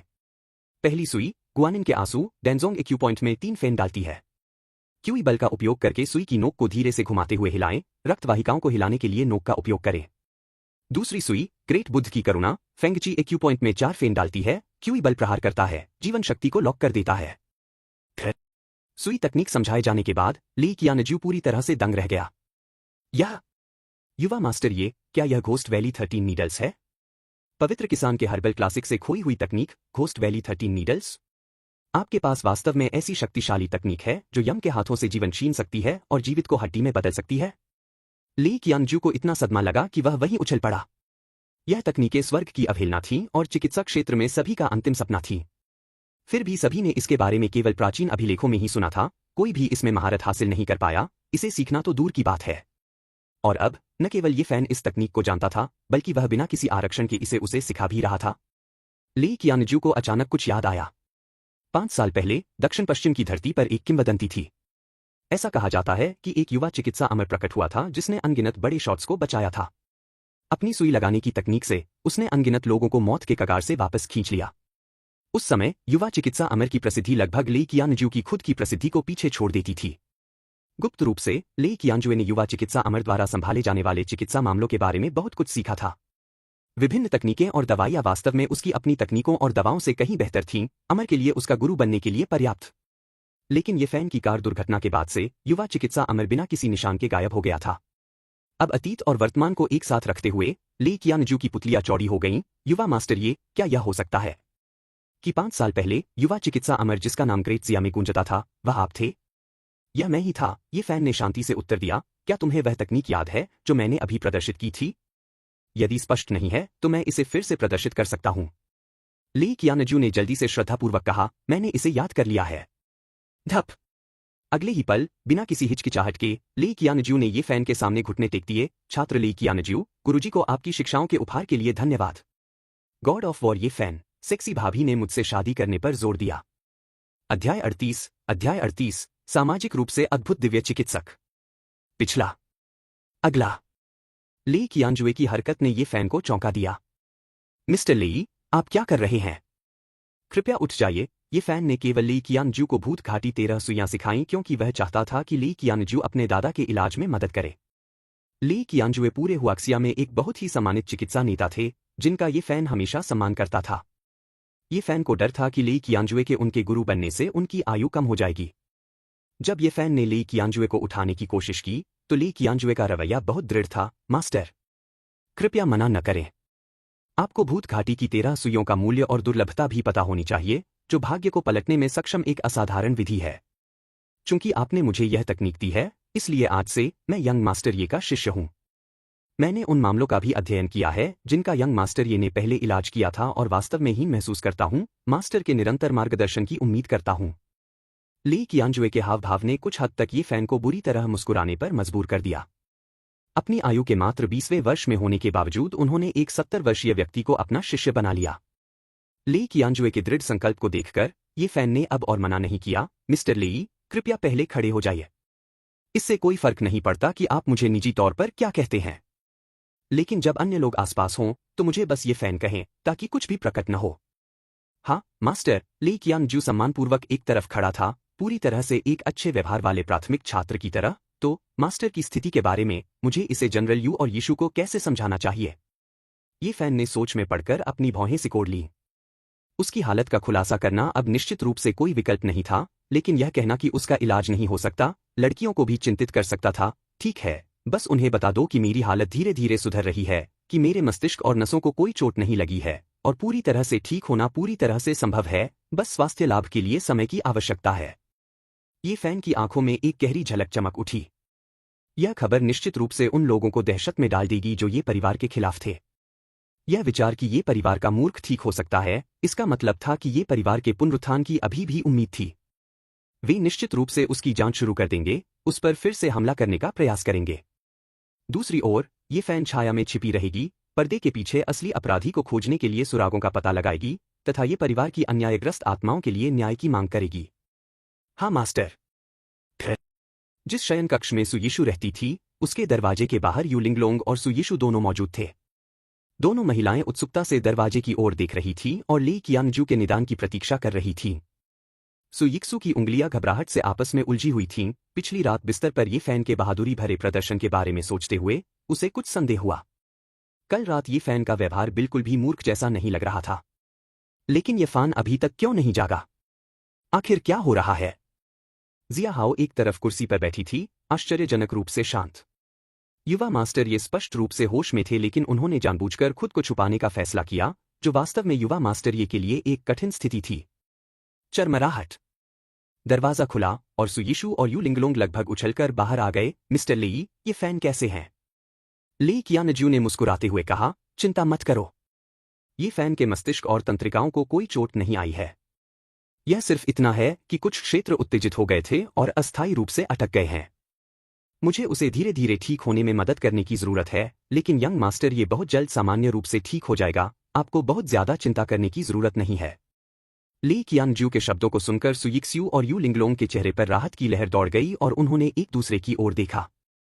जियोफैन, क्या तुम्हें पता था कि तुम जल्द ही ठीक हो जाओगी? सुयीशु ने पहले से ही ये फैन के साथ उस तरह का रिश्ता विकसित कर लिया था, इसलिए उसे ये फैन के साथ पहले से अधिक सहज होना पड़ा और एक कृपालु नजर से ये फैन का हाथ पकड़ने के लिए आगे बढ़ी।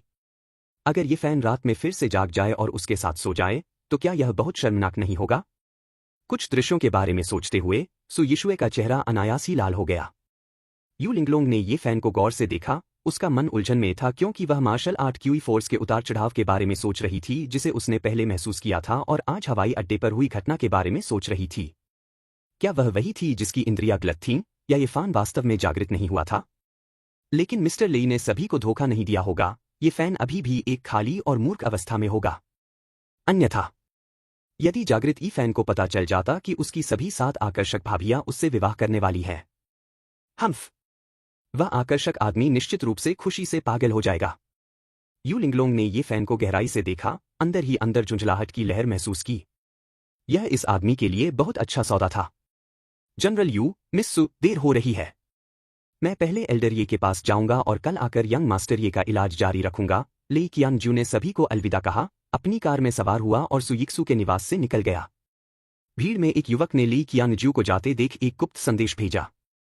इस प्रकार उत्तर पश्चिम में एक गुप्त निवास पर एल्डर झांग को तुरंत यह समाचार प्राप्त हुआ। कुछ निकम्मे लोग, बहुत से लोगों ने ली कियानजुए को रोकने की कोशिश की और वे सभी एक ही झटके में बाहर हो गए। ली कियानजुए का निदान सामने आ गया है, यह कहते हुए कि ये फैन के जागने की पूरी उम्मीद है कि उचित देखभाल के साथ वह बहुत जल्द ठीक हो सकता है। जब ये फैन ठीक हो गया तो खेलने का क्या फायदा? क्रोधित एल्डर झांग ने अपने हाथ में रखे दस्तावेजों को फर्श पर पटक दिया, जिससे उनका चेहरा काला पड़ गया। 5 साल पहले ये फैन की प्रतिभा के बारे में हर कोई जानता था। 15 साल की उम्र में ही वह ग्रैंड मास्टर स्तर का मार्शल आर्टिस्ट बन चुका था, जो कि पूरे ग्रेटजिया में बेजोड़ उपलब्धि थी। बुद्धिमत्ता, मार्शल आर्ट या चिकित्सा के क्षेत्र में वह एक शिखर पर था। ये फैन, ये परिवार का ड्रैगन था और उसके साथ ये परिवार कुछ ही समय में महान ऊंचाइयों तक पहुंच जाएगा। बड़े, अब हम क्या करें? अगर हम जानते हैं कि ये फैन जाग सकता है तो निश्चित रूप से दूसरों को भी पता चल जाएगा। जो लोग पहले ही ये परिवार से अलग हो चुके हैं, एक बार उन्हें यह खबर मिल जाने पर वे फिर से ये परिवार के साथ हो सकते हैं। तब हमारी योजनाओं को क्रियान्वित करना और भी मुश्किल हो जाएगा। बुजुर्ग के पास खड़ा अधेड़ व्यक्ति भी असहज दिख रहा था। आखिरकार वह क्लाउड सिटी में सभी गतिविधियों की सीधे तौर पर योजना बना रहा था। चाहे वह सुपरिवार को दबाना हो या ली कियानजू को रोकना हो, दोनों ही प्रयास विफल हो गए थे। ऐसा लग रहा था कि अब उसे खुद ही क्लाउड सिटी की यात्रा करनी होगी। हम्मा, तुम्हें अभी भी यह एहसास है? और क्या करना है? अगर हम यह करने जा रहे हैं तो हम इसे पूरी तरह से करेंगे, पीछे कोई परेशानी नहीं छोड़ेंगे। एल्डर झांग की आंखों में हत्या के इरादे की झलक दिखाई दी। हमारे कर्म एक बार उजागर हो जाने पर जब ये परिवार वापस हमला करेगा तो हम सभी को मृत कर देंगे। सुनिश्चित करें कि काम साफ सुथरा हो। इस बार आप व्यवस्था करने के लिए खुद क्लाउड सिटी जाए। मिशन के लिए कुछ विशेषज्ञों को चुनें। नियंत्रण क्षेत्र से नीचे के लोगों को जाने की जरूरत नहीं है। फिलहाल कोई जल्दी नहीं है, लेकिन हमें सावधान और सुरक्षित रहना चाहिए। बुजुर्ग झांग ने एक लंबी सांस ली और खुद से बुदबुदाया, ये चांगफेंग, तुमने मुझे इसके लिए मजबूर किया। मुझे दोष मत दो। फिर क्लाउड सिटी में ली कियानजुए की कार के अंदर, जब वह जल्दी से ये चांगफेंग के घर की ओर जा रहा था, ली कियानजुए लगातार पुकार रहा था, ओल्ड ली, क्या तुम आज रात फ्री हो? क्लाउड सिटी आओ, ओल्ड ये के साथ ड्रिंक करो। हाँ, यह सही है, मेरा मतलब ये चांगफेंग है। मैं क्लाउड सिटी में क्या कर रहा हूं? बेशक ये फैन को दावत दे रहा हूं। क्यों पूछना बंद करो, बस मुझे बताओ कि क्या तुम ड्रिंक के लिए आ रहे हो? चूंकि दिव्य डॉक्टर ली ने मुझे व्यक्तिगत रूप से आमंत्रित किया है, तो मैं कैसे नहीं आ सकता? दक्षिण पश्चिम में कहीं एक आंगन में एक तेज तर्रार बूढ़े व्यक्ति ने फोन रख दिया। उसकी आंखों में उत्सुकता की चमक चमक उठी। ली कियानजू इतनी हाई प्रोफाइल सभा आयोजित कर रहा है, इसका क्या मतलब है? क्या यह हो सकता है कि ये फैन जागृति के संकेत दे रहा है? यदि ऐसा है तो ली परिवार को अपने निर्णय पर पुनर्विचार करना चाहिए। बूढ़े जो, पीने के लिए आओ। बूढ़ा लू। ली कियानजुए सोशल नेटवर्किंग के दीवाने थे। सुयिक्सुए के घर से ये फैमिली कोर्टयार्ड तक सिर्फ 20 मिनट की ड्राइव थी। फिर भी ली कियानजुए ने सिर्फ 2 या 3 दर्जन फोन कॉल करके अपने लगभग सभी पुराने दोस्तों को फोन कर लिया। गॉड ऑफ वॉर, ये फैन, सेक्सी भाभी ने मुझसे शादी करने पर जोर दिया। अध्याय 39, बेतरतीब ढंग से स्पर्श न करें। पिछला। अगला। ये चांगफेंग, जो पहले ही बिस्तर पर जा चुका था, उसने कभी उम्मीद नहीं की थी कि आज रात उसका घर इतना चहल पहल भरा होगा। पुराने मित्र, जिनसे वह काफी समय से संपर्क में नहीं था, सभी आज रात उसके घर पर एकत्र हुए। बूढ़े लेई, क्या हो रहा है? क्या तुमने सबको यहां बुलाया है? क्या स्थिति है? क्या ये फैन की बीमारी के बारे में कोई नई बात सामने आई है? ये चांगफेंग ने मेज के सिरहाने बैठे हुए अपने बगल में ली कियानजू की ओर मुड़ते हुए पूछा। ये परिवार में आए कुछ बड़े लोग कान लगाकर सुन रहे थे कि ली कियानजू क्या कहेगा। यह उनकी मुख्य चिंता थी। ये परिवार की मदद करने और ये फैन का इलाज करने के लिए ली कियानजू का क्लाउड सिटी में आगमन वास्तव में एक बहुत ही जोखिम भरा कदम था। हर कोई जानता था कि ये परिवार को निशाना बनाया जा रहा था। इस समय ये परिवार के साथ गठबंधन करने का ली कियानजुए का फैसला बुद्धिमानी नहीं था, लेकिन ली कियानजुए मूर्ख नहीं था। ऐसा करने के पीछे उसके अपने कारण होंगे। युवा मास्टर ये की स्थिति, मेरी जांच के अनुसार, मस्तिष्क और तंत्रिकाओं पर बहुत अधिक प्रभाव नहीं दिखाती है।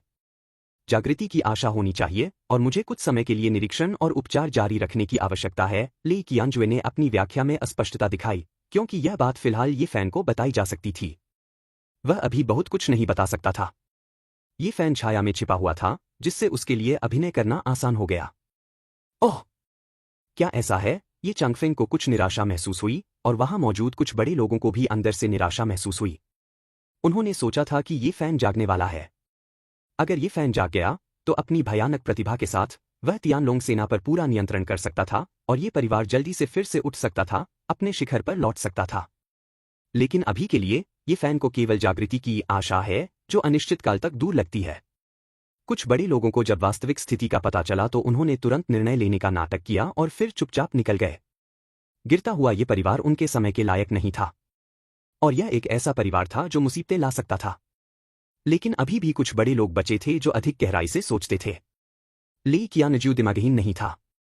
चूंकि उसने क्लाउड सिटी आने की हिम्मत की, ये फैन की मदद करने के लिए तैयार था और विशेष रूप से आधी रात को इतने सारे लोगों को बुलाया, यह निश्चित रूप से इतना आसान नहीं था।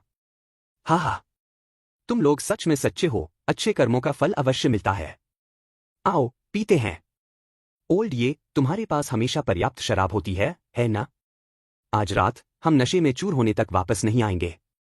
सामाजिक श्रेष्ठता की भावना से ग्रस्त ली कियानजू इस दृश्य का मुख्य आकर्षण था। उसने इस तथ्य की पूरी तरह से अनदेखी की कि यह किसी और का घर था और उसने ये निवास पर खुद को घर जैसा महसूस करना शुरू कर दिया।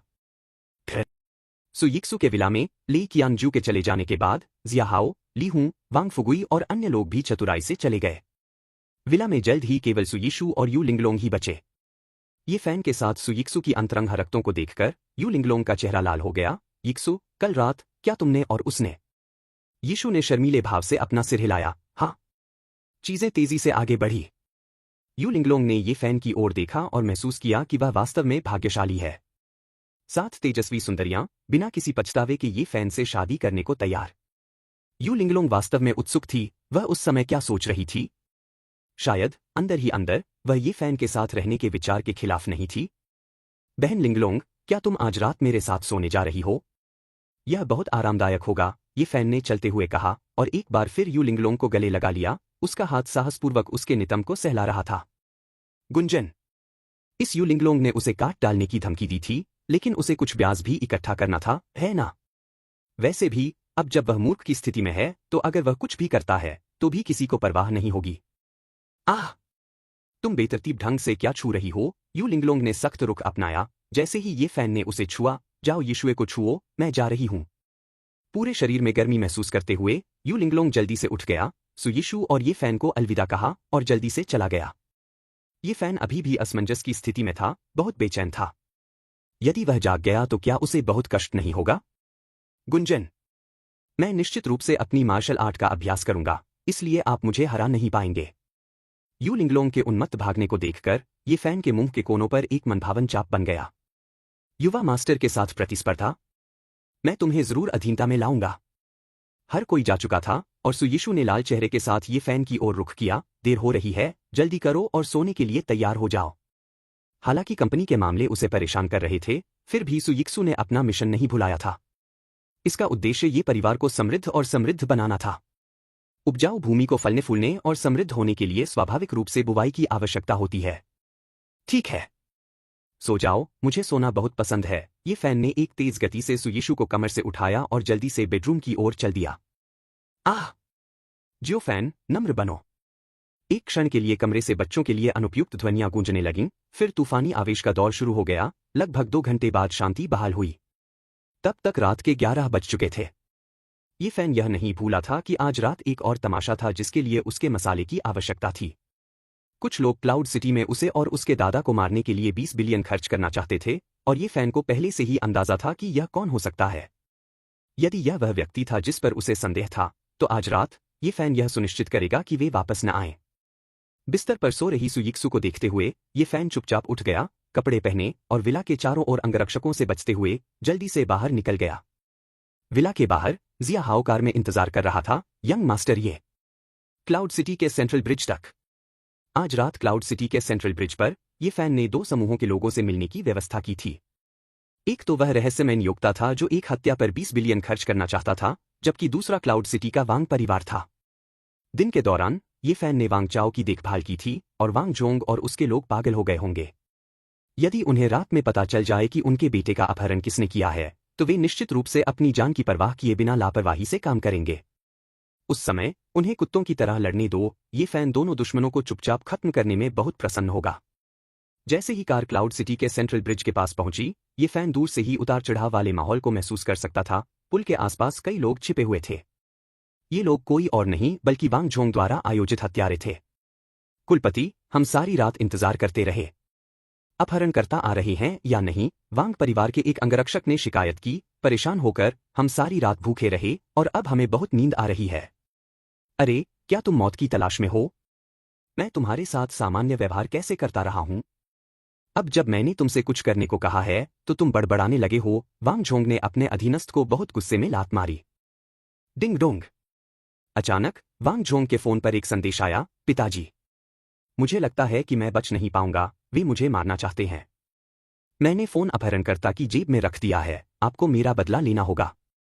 इसके साथ ही एक फोटो भी संलग्न है जिसमें वांग चाओ को केटीवी में इतनी बुरी तरह पीटा जा रहा है कि वह पहचान में नहीं आ रहे हैं। आह! कमीने, उन्हें बुलाओ, बुलाना बंद मत करो, मैं उस कमीने को ढूंढकर टुकड़े टुकड़े कर दूंगा। बेशक, यह सब पर्दे के पीछे से ये फैन द्वारा आयोजित किया गया था। ये सब करने के बाद, ये फैन ने वांग चाओ का फोन फिर से बंद कर दिया, फिर उसे 10 मिनट बाद स्वचालित रूप से चालू करने के लिए सेट कर दिया। काम खत्म होने के तुरंत बाद, ये फैन ने एक परिचित कार को पास से गुजरते देखा। यह जुजियान के बेटे, जुडोंग की कार थी, एक चमकदार लाल फेरारी। क्या यह वही था? ये फैन के चेहरे पर एक काली छाया छा गई, हालांकि उसे पहले से ही इसका अंदेशा था। फिर भी, जब सच्चाई की पुष्टि हुई, तो ये फैन के दिल में अभी भी ठंडक महसूस हुई। आमतौर पर, दादाजी जुजियान और जुडोंग के साथ बहुत अच्छा व्यवहार करते थे, मानो वे उनके अपने बेटे और पोते हों। और फिर भी, जुडोंग ने वास्तव में उन्हें और दादाजी को मारने के लिए 20 बिलियन खर्च करने की साजिश रची। तो क्या वह फिर सही मायने में ये कॉर्पोरेशन का उत्तराधिकारी बन सकेगा? हम्फ। यदि ऐसा है तो मुझे निर्दयी होने का दोष मत दीजिए। गॉड ऑफ वॉर, ये फैन, सेक्सी भाभी ने मुझसे शादी करने पर जोर दिया। अध्याय 40। क्या मेरे पास अभी भी मौका है? पिछला। अगला। बस यही मेरा इंतजार करो, ये फैन ने जिया हाओ को निर्देश दिया, फिर अपने शरीर की एक झलक के साथ, वह फूलों के पीछे से बाहर निकला और जुडोंग की कार को रोक दिया। अरे यार! क्या तुम खुद को मरवाना चाह रहे हो? क्या तुम्हारे पास सड़क देखने के लिए आंखें नहीं हैं? जुडोंग, जो नेविगेशन को देख रहा था, यह देखकर चौंक गया कि कोई उसका रास्ता रोक रहा है। उसने अपनी खिड़की नीचे की और जोर जोर से गालियां बकने लगा। हालांकि, जैसे ही जुडोंग को एहसास हुआ कि यह ये फैन था जो उसका रास्ता रोक रहा था, वह क्षण भर के लिए स्तब्ध रह गया। ये फैन? क्या यह तुम हो, मूर्ख? तुम इतनी रात में यहां क्या कर रहे हो? जुडोंग ने कार रोकी और जिज्ञासा से ये फैन को देखा। क्या सुयिक्सुए कल की घटना के बाद ये फैन को घर नहीं ले गई थी? हे भगवान, इसे नरक में ले जा। उस बेवकूफ ये फैन का भाग्य बहुत अच्छा है। हालांकि वह व्यावहारिक रूप से एक पूर्ण मूर्ख है, फिर भी किसी तरह 7 भाभियां उसे पसंद करने लगी हैं और सभी उससे शादी करना चाहती हैं। लाओत्सु के साथ ऐसी अच्छी चीजें कभी क्यों नहीं होती? क्या लाओत्से भी ये परिवार का सदस्य नहीं है? आधी रात हो चुकी है और सुयिशु के घर पर रहने के बजाय ये फैन यहां बाहर घूम क्यों रहा है? आह! भाई डोंग, यह बहुत बढ़िया है, भाई डोंग। मुझे घर का रास्ता नहीं मिल रहा है, मैं भूख से मर रहा हूं। कृपया, क्या आप मुझे घर ले जा सकते हैं? ये फैन ने पास आकर जुडोंग की बाह पकड़ ली, उसे हिलाते हुए, बहुत दयनीय लग रहा था। जुडोंग ने ये फैन को संदेह भरी निगाहों से देखा। क्या सच में ऐसा हो रहा था? खो दिया। एक सामान्य व्यक्ति के लिए यह कोई बड़ी बात नहीं होगी, लेकिन ये फैन के पास एक छोटे बच्चे की बुद्धि थी, इसलिए यह काफी सामान्य लग रहा था कि वह खो जाएगा। मेरे पास से चले जाओ। मैं अभी व्यस्त हूं। तुम्हारे साथ बात करने के लिए मेरे पास समय नहीं है। जुडोंग ने कुछ हद तक निराश होकर ये फैन को दूर धकेल दिया। घड़ी आधी रात के करीब पहुंच रही थी और जुडोंग की उस रहस्यमय विशेषज्ञ के साथ क्लाउड सिटी के सेंट्रल ब्रिज पर मीटिंग थी। जुडोंग ने हमेशा ये फैन को मारने का सपना देखा था और अब, इस उजाड़ जगह में, ऐसा करने के लिए यह वास्तव में एक सही अवसर की तरह लग रहा था। लेकिन जुडोंग को डर था कि अन्य अंगरक्षक चुपचाप ये फैन पर नजर रख रहे होंगे, और अंततः उसने ऐसा करने की हिम्मत नहीं की। भाई डोंग, कृपया, मैं आपसे विनती कर रहा हूं। क्या आप मुझे वापस घर ले जा सकते हैं, या कम से कम मेरे दादाजी को मुझे लेने के लिए बुला सकते हैं? ये फैन ने अपनी नजर जुडोंग पर टिकाई, मदद मांगते हुए, उन दोनों को एक मौका दिया। यदि जुडोंग में अभी भी दया की भावना बची हो, यदि वह अपने दादा को फोन कर दे, या ये फैन को घर ले जाए, तो ये फैन उसकी जान बख्श देगा। लेकिन, दुर्भाग्य से जुडोंग के लिए, वह लंबे समय से ये फैन को मरवाना चाहता था। अब, जब ये फैन वहीं है और रहस्यमय विशेषज्ञ से उसकी मुलाकात आसन्न है, तो क्या यह अविश्वसनीय रूप से सुविधाजनक नहीं होगा कि वह ऐसा करे? हे। ठीक है। तुम मूर्ख, बस यही आज्ञाकारी होकर मेरा इंतजार करो। मैं जल्दी से किसी को ढूंढ लूंगा जो तुम्हें घर ले जाए, ठीक है? जुडोंग के चेहरे पर एक व्यंग्यात्मक भाव था क्योंकि वह सोच रहा था कि कैसे ये फैन और ये चांगफेंग के मरने के बाद, वह ये परिवार की सारी संपत्ति का मालिक होगा। आराम और गौरव के वे दिन कितने शानदार होंगे। उसने निश्चय किया कि एक बार उसके पास शक्ति आ जाए तो वह ये फैन की सभी 7 भाभियों को अपने साथ ले जाएगा और पूरी तरह से आनंद उठाएगा। घुरघुराहट।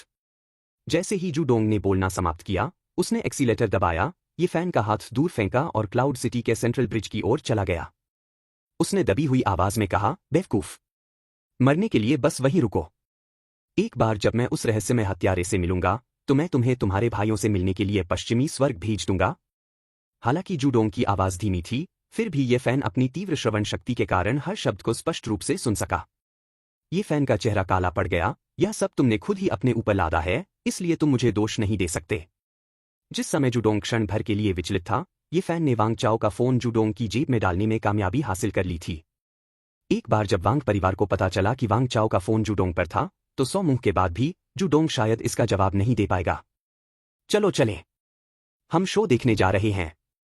ये फैन जियाहाओ की कार में बैठ गया और जियाहाओ को गाड़ी चलाने का इशारा किया ताकि वे निरीक्षण करने के लिए एक सही जगह पा सकें। झाड़ियों के पीछे छिपकर वे चुपचाप देखते रहे, मंद रोशनी वाली स्ट्रीट लाइटों के नीचे। जब जूडोंग उस स्थान पर पहुंचा तो वह कार से बाहर निकला और चारों ओर देखने लगा। कुछ हैरान होकर चिल्लाया, बॉस, आपने मुझे मिलने के लिए बुलाया था और मैं यहां हूं। आप कहां हैं? इस समय वांग झोंग और उसके आदमी, जो चारों ओर छिपे हुए थे, जूडोंग की अचानक उपस्थिति से घबरा गए। ये परिवार का दत्तक पोता जूडोंग? वह इतनी देर से यहां क्या कर रहा है? वांग झोंग ने अपने अधीनस्थों से उलझन के भाव से पूछा। हमें नहीं पता, लेकिन ऐसा लगता है कि वह किसी बड़े शख्स से मिलने आया है। क्या ऐसा हो सकता है कि उसने उस बड़े शख्स द्वारा दिया गया कोई काम पूरा कर लिया हो? वांग झोंग के अधीनस्थ ने सफलतापूर्वक वांग झोंग के विचारों को जूडोंग को नुकसान पहुंचाने की दिशा में निर्देशित किया। तुम्हें कॉल करने के लिए किसने कहा? तुम क्या कर रहे हो? रुको मत। ठीक है, जियो चाओ ने कहा। आधी रात को अपहरणकर्ता निश्चित रूप से क्लाउड सिटी के सेंट्रल ब्रिज पर आएगा। उसका सेल फोन उसके पास है, हम उसे निश्चित रूप से ढूंढ सकते हैं। हाँ, कुलपति। वांग झोंग के पीछे अधीनस्थों का एक समूह वांग चाओ का नंबर डायल करता रहा। हमें खेद है, आपने जो नंबर डायल किया है वह बंद है। हमें खेद है, आपने जो नंबर डायल किया है वह बंद है। लगातार कई प्रयासों के बाद भी वांग चाओ का फोन बंद ही आता रहा। जब दूसरे अधीनस्थ ने 5वीं कॉल की तो फोन ने अचानक संकेत दिया कि वह कनेक्ट हो गया है। बीप। अधीनस्थ तुरंत उछल पड़ा। कुलपति, फोन कनेक्ट हो गया है। युवा मालिक का फोन अब बंद नहीं होता। मैं चांद के ऊपर देखता हूं। उसी समय क्लाउड सिटी के सेंट्रल ब्रिज के बीच में खुली जगह में जूडोंग का शरीर अचानक एक सेल फोन की रिंगटोन से गूंज उठा। हंग, क्या हो रहा है? अचानक मेरे पास एक अतिरिक्त सेल फोन क्यों है? जूडोंग ने उत्सुकता से फोन निकाला और आने वाली कॉल को देखा, फिर सीधे जवाब दिया, अरे, यह कौन है? कुतिया के बच्चे, यह वही कमीना जूडोंग निकला। लानत है, इस कमीने ने जियो चाओ का अपहरण कर लिया और उसे मार भी डाला। सब लोग हमला करो। अंधेरे में छिपकर वांग झोंग ने जूडोंग की सभी बातें और क्रियाएं स्पष्ट और विशिष्ट रूप से देखी और सुनी। शूडोंग पर फोन होना तथा वांग चाओ का अंतिम संदेश जिसमें स्पष्ट रूप से कहा गया था कि अपनी हत्या से पहले उसने अपहरणकर्ता को फोन दिया था, क्या यह इस बात का प्रमाण था कि शूडोंग ही अपहरणकर्ता था, अपने ही बेटे वांग चाओ का हत्यारा था?